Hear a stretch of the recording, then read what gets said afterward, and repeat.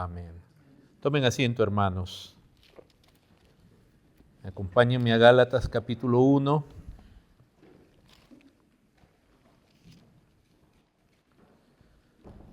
Donde estamos trabajando y debido al viaje y a la invitación que tuve, ya el pastor Escobar adelantó más del capítulo 1, pero eso no complica lo que vamos a compartir hoy día, sino al contrario, ya ustedes saben de qué estaba hablando el resto del capítulo. Vamos a empezar en el verso 1. Ustedes recordarán en Hechos, ya hemos visto Hechos 13 y 14, cómo el Evangelio es llevado a la región de Galacia, a 4 ciudades, en el primer viaje de misionero de Pablo. Y aquí, ya tiempo después de ese viaje misionero, Pablo les escribe, porque el punto de esta carta, que es una carta correctiva, es que ellos se habían apartado del Evangelio. Habían llegado predicadores, llamémosle así, trayendo un Evangelio con cambios, y ellos los habían recibido. Entonces, si leemos desde el capítulo 1, verso 1 al 9, dice así la palabra de Dios. Pablo, apóstol no de hombre ni por hombre, sino por Jesucristo y por Dios el Padre, que lo resucitó de los muertos. Y todos los hermanos que están conmigo a las iglesias de Galacia. Gracia y paz sean a vosotros de Dios el Padre y de nuestro Señor Jesucristo, el cual se dio a sí mismo por nuestros pecados para librarnos del presente siglo malo, conforme a la voluntad de nuestro Dios y Padre, a quien sea la gloria por los siglos de los siglos. Amén. Hermano, en estos primeros 5 versículos, vuelvo a hacer el énfasis de que nosotros debemos mirar a aquellos que fueron designados por Cristo como sus mensajeros personales, como sus representantes personales. Él mismo los designa. Y esos fueron los 12 apóstoles. Judas cayó de su ministerio y en las Escrituras vemos a Pablo como el último apóstol al cual Jesucristo se le revela en el camino a Damasco, siendo el enemigo de Cristo y de la iglesia. Él se convierte y en el relato del resto de su historia, como ya el pastor Escobar enseñó cuando le tocó, Jesucristo resucitado, discipula a Pablo, le revela el Evangelio, le explica el mensaje de Dios, le explica la armonía desde Génesis hasta los tiempos que él estaba, el Evangelio, la armonía y la culminación del antiguo pacto en el nuevo pacto, la obra suya. Pablo adquiere un entendimiento directamente de Cristo. Por eso es importante cuando dice Pablo, apóstol no de hombres ni por hombres, o sea, no fue hombres que lo nombraron apóstoles. Hemos ya nosotros hecho ese énfasis de identificar en las Escrituras quiénes son los apóstoles, así como ya representantes oficiales de Cristo, para que estemos seguros de no creer a nadie que se haga pasar por un apóstol de Cristo. Ahora, hemos dicho que en la misma Biblia se le llama a otros, se les llama también apóstoles, como a Silas, Bernabé, etc. Pero esos no eran apóstoles, digamos, del tipo de apóstol nombrado directamente por Cristo. Ellos eran apóstoles nombrados por el Espíritu Santo y la Iglesia, con la misión de llevar el Evangelio. Pero los apóstoles del Señor se les reveló el Evangelio. Es decir, estos apóstoles principales, llamémosle oficiales, recibieron revelación, algo que nadie había recibido antes, un entendimiento de qué es el Evangelio de Jesucristo.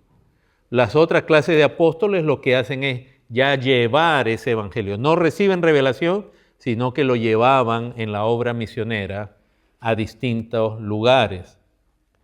Pero un apóstol de estos principales, de estos 12, recibe revelación. Algo que estaba escondido, algo que los hombres no conocían ni entendían. Y Pablo es uno de ellos. Ahora miren Pablo, entonces su apostolado no venía de hombres ni por hombres, sino directamente por Jesucristo y por Dios el Padre que lo resucitó de los muertos. ¿Ok? Este es un apostolado distinto, de los cuales ya no hay más. Después de los 12 ya no hay más apóstoles que reciban revelación. Yo le puedo llamar de pronto a apóstol a alguien que ya lleva el evangelio que tenemos, si queremos. Porque apóstol al final significa enviado, mensajero. Pero todo aquel que pretenda ser apóstol y recibir revelación fresca de Dios es mentiroso. El espíritu que le está hablando a esa persona no es el espíritu de Dios, es un espíritu maligno, es un espíritu caído y quizás Satanás mismo. Ya no hay más apóstoles de este tipo, de los que reciben revelación y dieron revelación y fueron usados por Dios para poner el fundamento de la iglesia, el cual es Jesucristo. Ya no hay más de ellos. Y la revelación que ellos recibieron ha quedado registrado ¿dónde? En las Escrituras. Particularmente el Nuevo Testamento es la revelación final de Dios por medio de los apóstoles para aclarar el Evangelio, y ya no hay más que añadir ni quitar. No hay más, no hay nada nuevo en ese aspecto. ¿Ok? En cuanto a revelación del Evangelio. Ahora, cuando él escribe a todos los hermanos que están en Galacia, miren, él dice en el verso 3, gracia y paz. Normalmente el saludo entre judíos, ¿cuál es? Solo shalom, paz. Pablo, que siendo judío, de veras, él en sus saludos, él algo que hace es, primero presenta la gracia y la paz. No es posible tener paz con Dios sin la gracia o fuera de la gracia de Dios que se nos da por medio de Jesucristo. No estoy diciendo que Pablo tuvo la intención de cambiar el saludo, pero su saludo a mí me llama la atención que comienza siempre con gracia y paz. Porque eso es lo que comunica el Evangelio, la gracia de Dios a los hombres. Eso no comunica el judaísmo comunica las obras de la ley. Y les dice gracia y paz de Dios el Padre y de nuestro Señor Jesucristo. Una de las cosas que vemos que un verdadero apóstol ha sido constituido por Dios, por el propio Señor Jesucristo, y su evangelio que implica la gracia y la paz con Dios, de Dios, es un evangelio trinitario,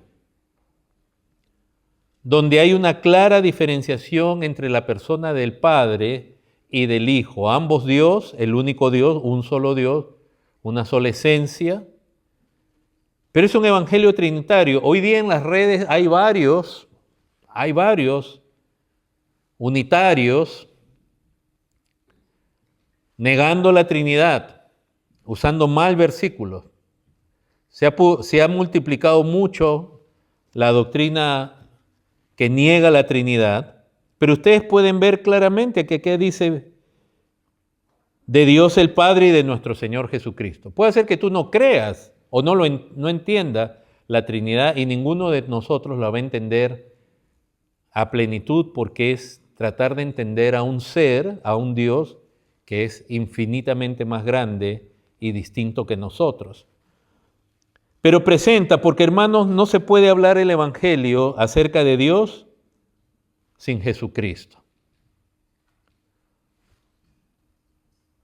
Y no se puede hablar de Jesucristo sin mencionar su expiación, su obra. Dice el verso 4, el cual se dio a sí mismo por nuestros pecados para librarnos del presente siglo malo. O sea, miren, un genuino apóstol es nombrado directamente por Cristo. Ahora, obviamente los falsos apóstoles también dicen, a mí se me aparece Cristo, pero una vez que ellos comienzan a abrir la boca, tú sabes que Cristo no se les apareció, que fue otra cosa. Pero el mensaje que tienen, cómo comunican la gracia de Dios, y esta es la introducción de la carta, no es que aquí está haciendo una explicación, pero aún en las palabras más sencillas te presentan la gracia de Dios, la paz de Dios, de este Dios que es trino, porque el plan de redención, el Evangelio implica la Trinidad, aunque aquí se menciona